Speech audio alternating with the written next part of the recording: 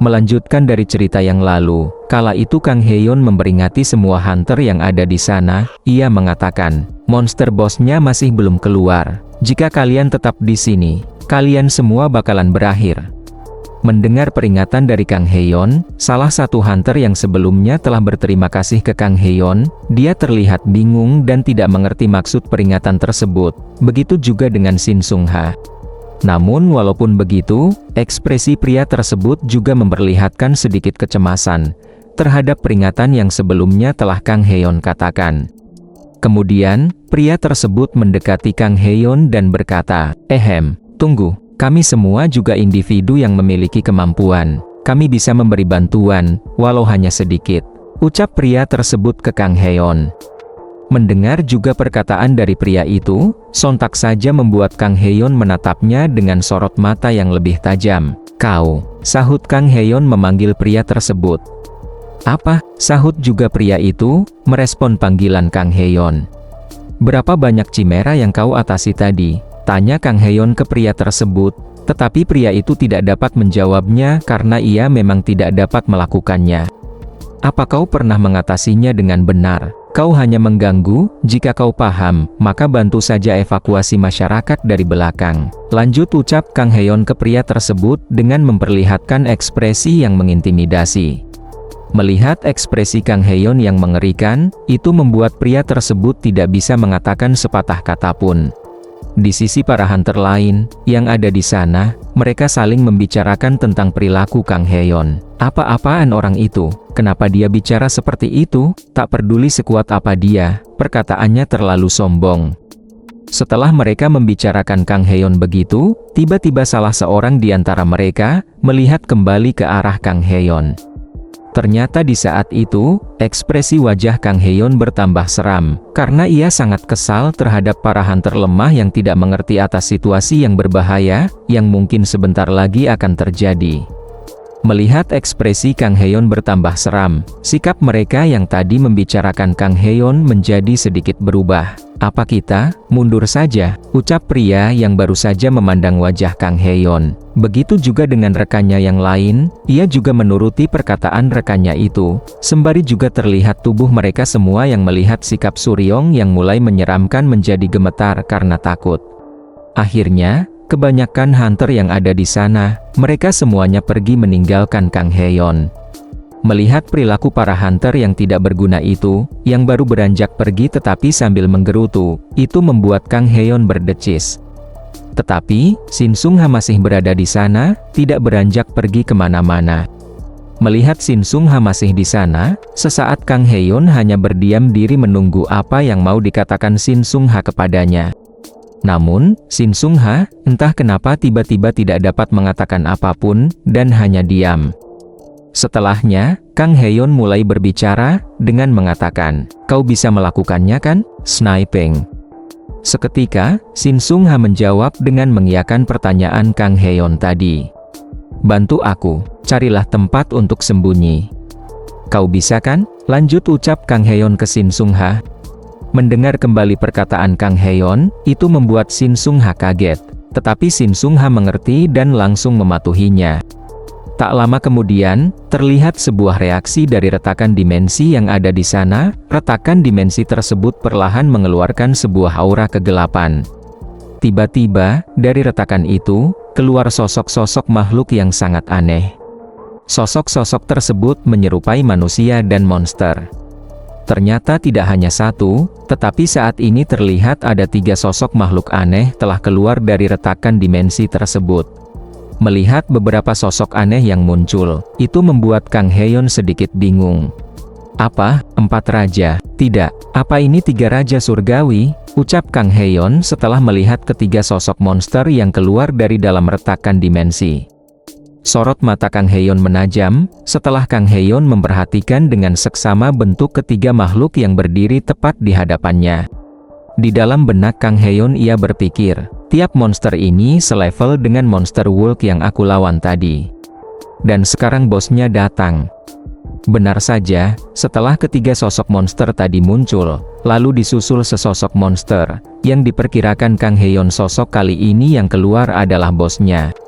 rupa sosok bos yang keluar dari dalam retakan dimensi tersebut, terlihat seperti sesosok tengkorak. Dan setelahnya, sosok bos dari Dungeon Breakrengde muncul sembari mengambang di udara. Perlahan, retakan dimensi yang ada telah mengecil. Semakin lama, retakan dimensi tersebut pun menghilang, meninggalkan para monster yang keluar dari dalam dimensi tersebut. "How, bangunannya sangat menarik," ucap monster tengkorak yang memperhatikan lingkungan di sekelilingnya. Mendengar monster tengkorak itu bisa berbicara, Kang Heon pun menjadi sedikit keheranan. Tak lama akhirnya bos monster itu menyadari keberadaan Kang Heon yang sedari tadi sudah berada di depan mereka. "Manusia, apa kau sungguh berencana menghentikanku sendirian?" sapa monster tengkorak sembari bertanya ke Kang Heon. Mendengar kembali perkataan dari sang bos monster, Kang Heon menanggapinya dengan membenarkan apa yang ditanyakan oleh sang bos monster. Sembari menyeringai, Kang Heon juga mengambil senjata dari inventory miliknya. Dari pegangan senjata yang akan Kang Heon keluarkan, keluar melalui inventory miliknya, jenis senjata tersebut sepertinya bertipe senjata berat dan besar. Benar saja, ternyata, senjata yang kali ini akan Kang Heon gunakan untuk melawan para monster yang keluar dari retakan dimensi tadi, adalah palu gada milik Ogre Wolf. Dan dengan kuat, Kang Heon menghantamkan palu gada tersebut, sehingga menimbulkan sebuah gelombang ledakan yang cukup besar. Sampai-sampai, benda-benda yang ada di sekitar Kang Heon berterbangan. "Aku akan menghancurkan kepalamu dan memainkan puzzle dengan kepingannya," ucap lagi Kang Heon dengan sangat bersemangat.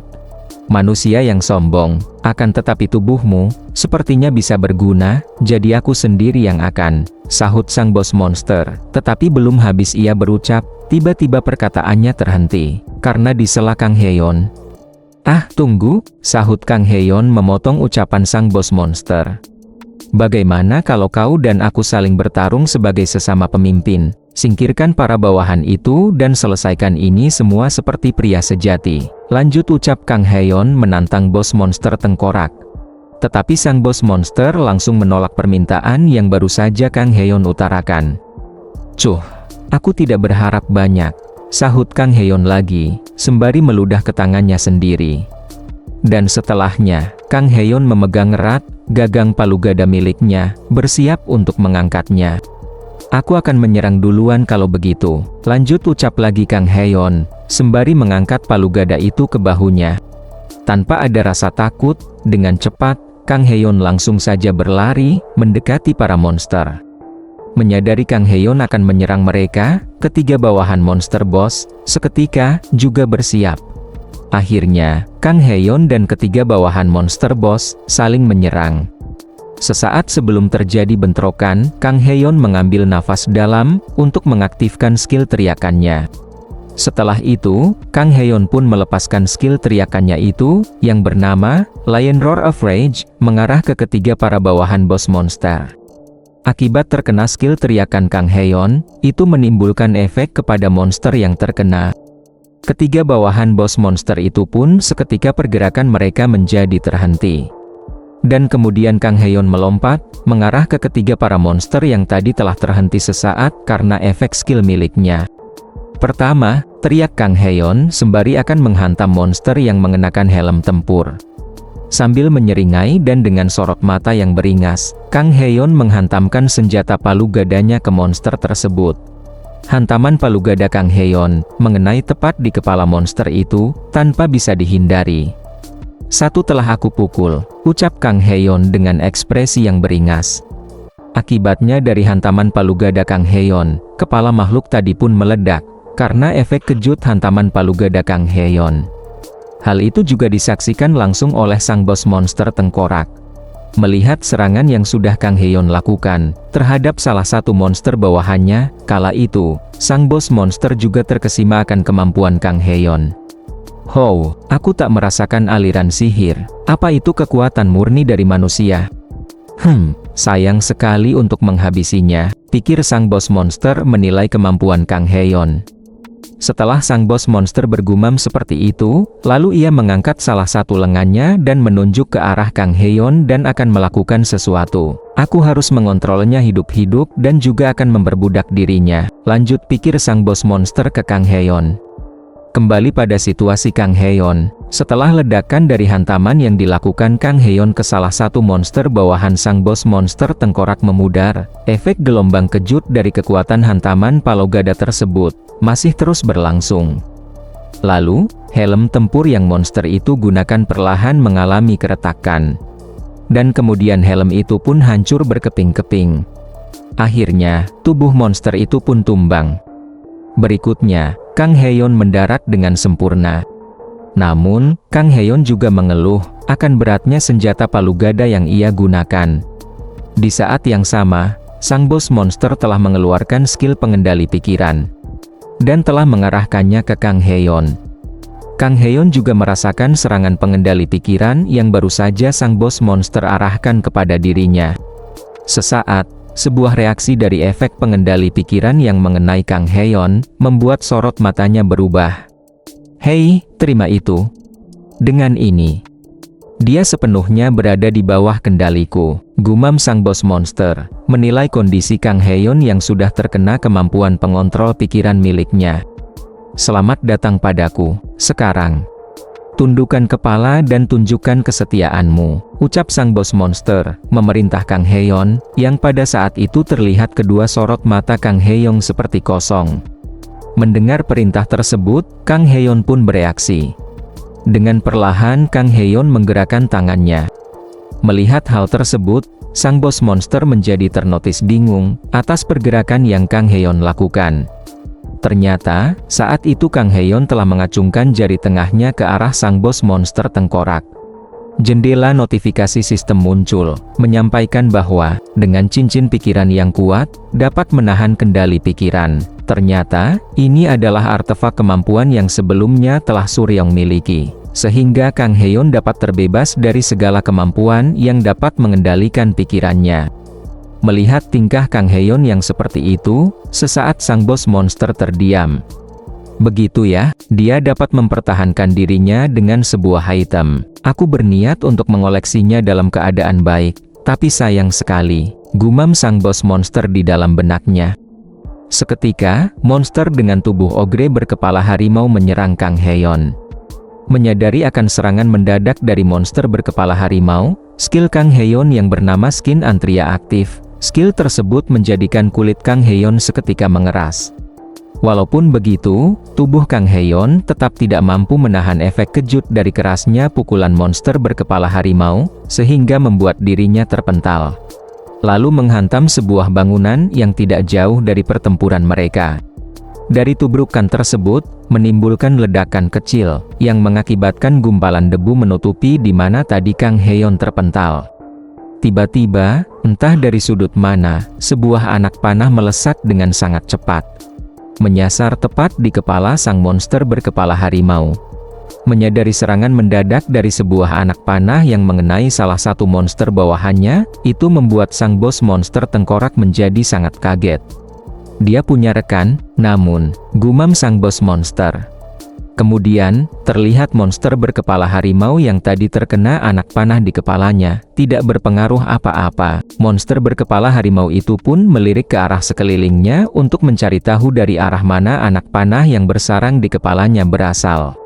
Beralih ke Kang Heon, waktu yang sangat tepat, Nona Sungha, gumam Kang Heon, sembari menyeringai senang, karena bantuan Shin Sungha tepat waktu.